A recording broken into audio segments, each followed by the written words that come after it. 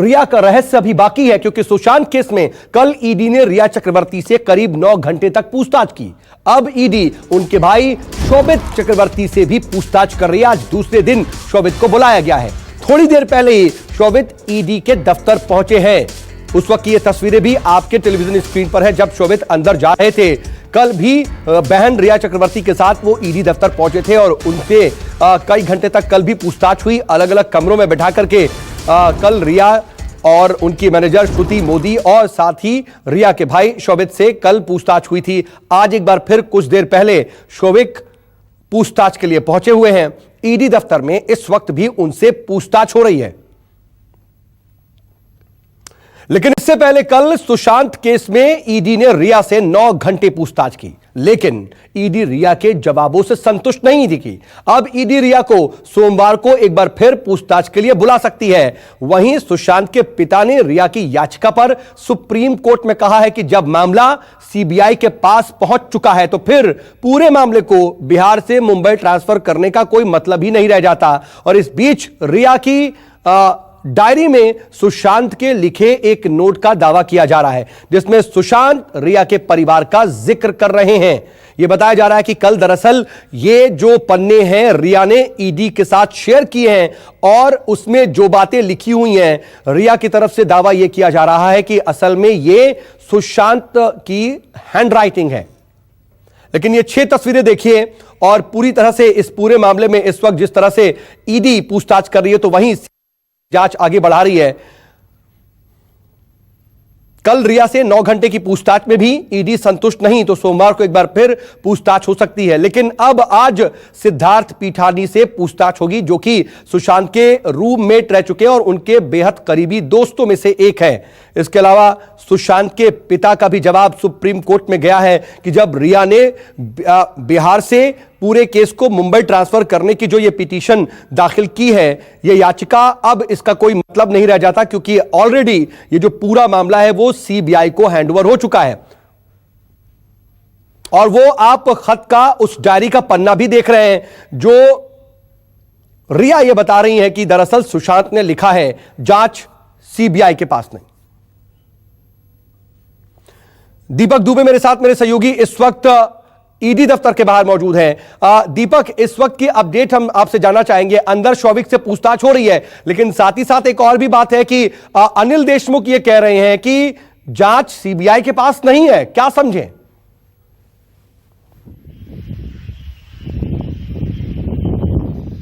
जी, अनिल देशमुख का बयान सामने आया है। उन्होंने नागपुर में यह बयान दिया हुआ है कि सीबीआई के पास अभी ये मामला नहीं है, क्योंकि मुंबई पुलिस इस पूरे मामले की जांच कर रही है, क्योंकि मामला जो है वो सुप्रीम कोर्ट में लंबित है और 11 तारीख तक हमें जवाब देना है। ऐसे में मुंबई पुलिस और महाराष्ट्र सरकार अभी भी इस बात पर कायम है कि हम इस पूरे मामले की जाँच कर रहे हैं, जाँच सही दिशा में चल रही है।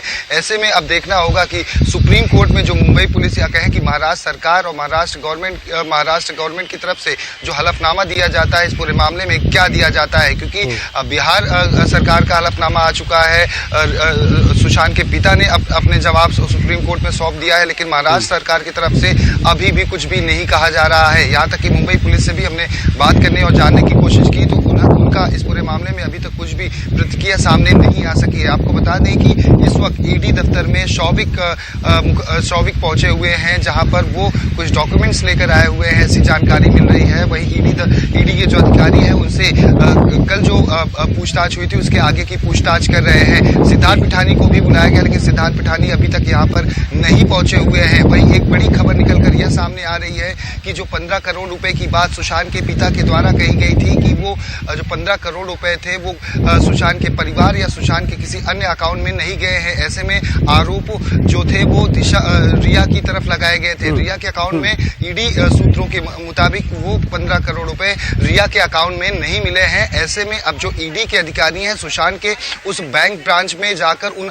बैंक ऑफिशियल से बात करेंगे और जानने की कोशिश करेंगे। वो डेटा निकालेंगे, बैंक स्टेटमेंट और डिटेल निकालेंगे कि आखिर वो 15 करोड़ रुपए की बात जो कही जा रही है उसमें कितनी सच्चाई है और गए हैं पैसे तो किस अकाउंट में गए हैं। बिल्कुल जाहिर सी बात है, बैंक में पूरी डिटेल मौजूद होगी कि वो पूरा ट्रांजैक्शन दरअसल हुआ कहां है, कहां पर पेमेंट हुई है, क्या कितना कैश निकाला गया है, कितना जो है ऑनलाइन ट्रांजैक्शन हुआ है। लेकिन दीपक, दीपक, इन सब के बीच दो अनिल देशमुख का बयान है, उसके जरा टेक्निकल पहलू को अगर आप समझा पाए, क्योंकि देखिए एक तरफ जहां बात कही जा रही है, सुप्रीम कोर्ट में बाकायदा यह बात कही गई कि केंद्र सरकार ने जो है वो सीबीआई जांच की सिफारिश मंजूर कर ली, सीबीआई ने बाकायदा पटना पुलिस से दस्तावेज ले लिए, संपर्क किया। अब यह भी माना जा रहा है कि कभी भी सीबीआई की जो टीम है वो मुंबई पहुंच सकती है, लेकिन इन सब के बीच अनिल देशमुख का यह कहना कि सीबीआई के पास नहीं है। तो क्या हम यह माने कि जो जांच मुंबई में चल रही है वो उस जांच के बारे में असल में कह रहे हैं?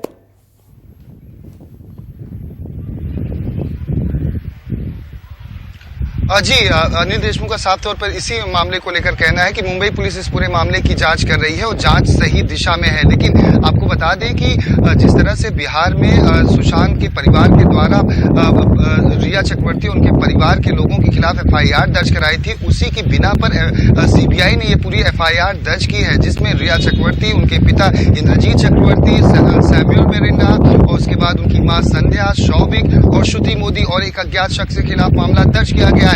तो सीबीआई ने बिहार पुलिस के उस एफआईआर के बिना पर यह पूरा मामला दर्ज किया हुआ है और उसी को आधार बनाकर इस पूरे मामले की जांच कर रही है। ईडी भी इस पूरे मामले की जांच मनी लॉन्ड्रिंग के तहत कर रही है। 31 जुलाई को यह पूरा मामला ईडी के तहत शौविक, लेकिन दीपक, इन सब के बीच देखिए एक अहम कड़ी है, जो डायरी के पेजेस जो है वो रिया ने ईडी से शेयर किए हैं, उसके बारे में मैं आपसे पूछना चाहूंगा, लेकिन आपकी लौट रहा हूं। लेकिन इस बीच जो मैं जानकारी दे रहा हूं कि रिया की ओर से एक लेटर जारी किया गया है। रिया का यह दावा है कि यह लेटर दरअसल सुशांत नहीं लिखा है और यह हैंड राइटिंग सुशांत की ही है। यह लेटर सार्वजनिक किया रिया ने यह दावा किया है कि सिर्फ यही प्रॉपर्टी सुशांत की मेरे पास बची है और लेटर में इस्तेमाल शब्द लीलू का मतलब रिया का भाई शौविक, बेबू का मतलब मैं, सर का मतलब मेरे पापा और मॉम का मतलब मेरी मां है। और साथ ही साथ रिया के मुताबिक ये लाइनें सुशांत ने उसकी डायरी में लिखी हुई थीं। दीपक दुबे मेरे साथ बने हुए हैं। दीपक देखिए, मैं इसी जो डायरी के पेजेस की बात कर रहा था कि इसमें दरअसल पूरी बात लिखी क्या गई है। यह बात तो वो बता रही है कि बेबू मुझे लिखा गया है, उसके बाद सर उनके पापा को और मॉम उनकी मम्मी को, लेकिन पूरा जो मजमून है वो है क्या?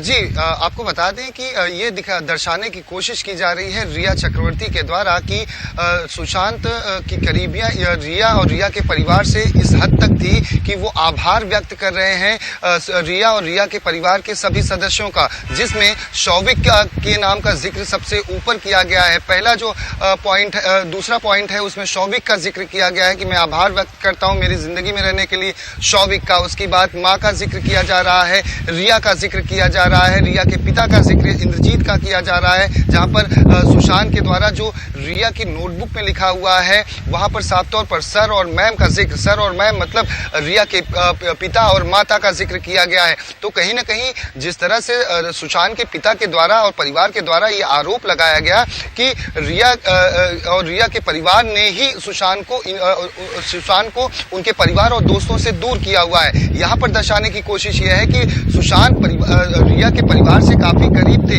अब उन्होंने अपने परिवार के बारे में क्यों कुछ नहीं लिखा है, क्योंकि सुशांत वो दूरियां, लेकिन फिर भी कई तरह के सवाल खड़े होंगे, क्योंकि तकरीबन 55 दिन गुजर चुके हैं सुशांत की मौत के, और उसके बाद कई तरह से ये पूरा मामला टर्न ट्विस्ट लेता जा रहा है। लेकिन अब इतने दिनों बाद आखिर ये लेटर सार्वजनिक क्यों किया गया, शायद इसका भी जवाब रिया को देना होगा। बहुत शुक्रिया दीपक, अभी के लिए आप नजर बना रखिएगा, आगे भी आपसे अपडेट के लिए हम जोड़ते रहेंगे।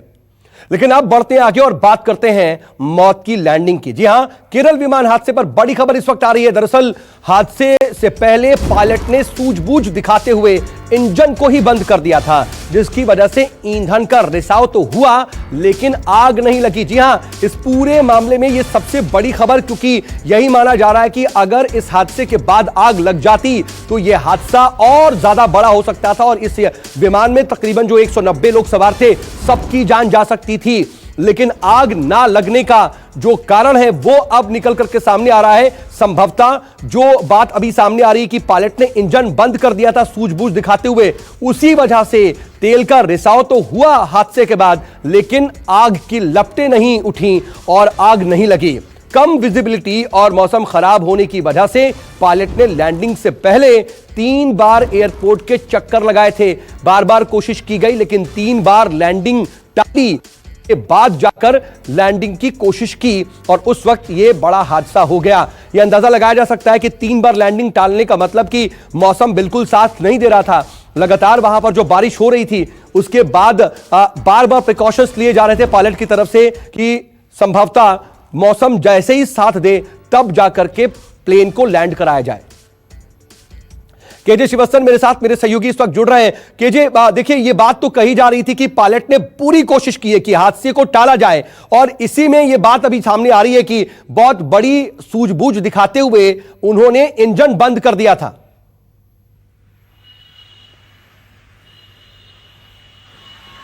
जी बिल्कुल, देखिए शायद ये उनकी सूझबूझ थी कि इसमें बहुत बड़ा जान माल का नुकसान नहीं हुआ, वरना फ्लाइट इस तरह से 3 टुकड़ों में विभाजित हो जाए, 3 टुकड़ों में टूट जाए और उसके बाद भी धमाका ना हो फ्लाइट में, यह पॉसिबल नहीं था। वैसे भी पूरी फ्लाइट इलेक्ट्रॉनिक सर्किट्स में बनी हुई है, लेकिन इंजन वक्त पर बंद कर दिया गया था।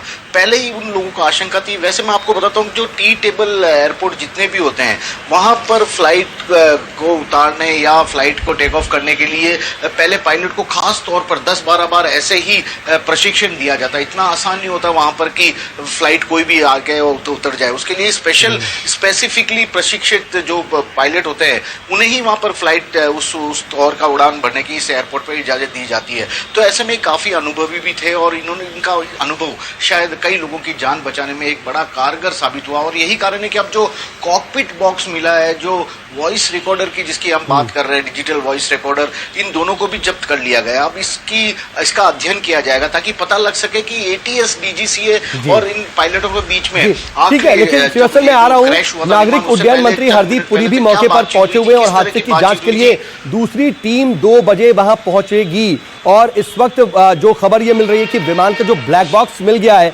उसे दिल्ली लाया जाएगा और इस हादसे में तकरीबन 22 लोग हैं जो गंभीर रूप से घायल हैं। श्रीवास्तव, इन घायलों के बारे में क्या जानकारी है? 22 लोग गंभीर रूप से घायल हैं, उनकी स्थिति क्या है?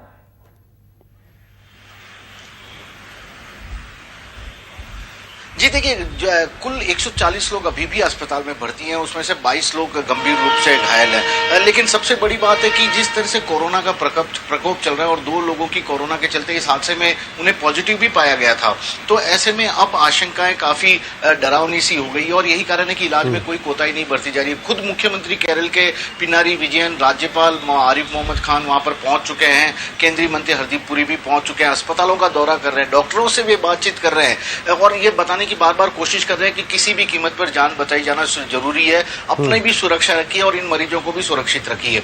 तो पहली प्रायोरिटी कल रात से यही थी कि जो लोग इसमें घायल हुए उनकी जान बचाई जाए।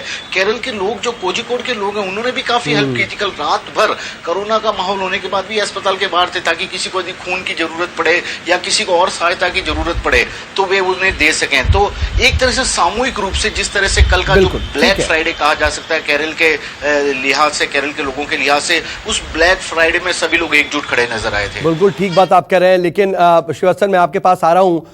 नमस्कार, मैं हूं मानक गुप्ता। अगर आपको हमारा ये वीडियो पसंद आया हो तो इसे लाइक और शेयर जरूर करें और हां, हमें सब्सक्राइब और फॉलो करना ना भूलें ताकि आप देश और दुनिया की कोई खबर मिस ना करें। तो जुड़े रहिए हमारे साथ और देखते रहिए News 24।